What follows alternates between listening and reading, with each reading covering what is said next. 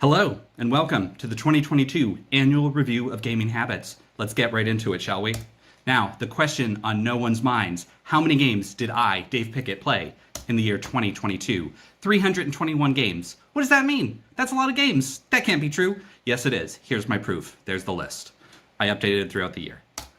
How many of them did I beat? What does beating even mean? Whatever. 132. Just for those of you who care. You shouldn't care. What format were they, though? That's what you should care about. Cartridges. Cartridges. I played a lot of cartridge games. That's the pink. Digital or emulated, that's a big thing now. Mostly on Switch. I mean, it's the best console. It's in your bed, it's everywhere, it's great. But, original Sega Genesis, I'm using old cartridges. I need the old systems. Mobile games, the app doesn't really track them. It's a whole thing. Anyway. Oh, and you can triangulate those two things if you wanted to. When were they released? These are 2022 games? No. A small fraction of them were released in 2022 or even the most recent, decade. Peak 1993 for me, personally, just it aligns with my interests and what I was getting this year. Goes back to 1981.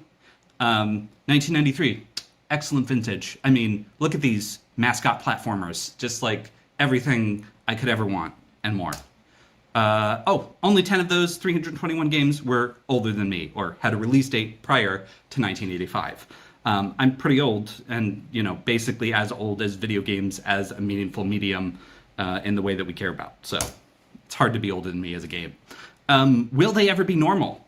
What does that mean? Ratings, all right? Video game ratings, they're terrible. We all hate them.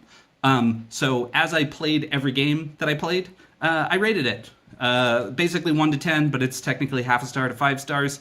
And as I get more ratings, you can see it is approaching a normal distribution. I also regularly go back and reevaluate based on my new knowledge and what now constitutes a 3.5. Is this still 3.5 or is this really down to 3?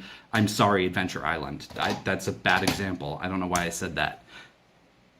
Oh yeah, my top 10. That's what people actually talk about, right? These are my top 10 games of 2022. And it's well, what's your methodology? How many games did you play?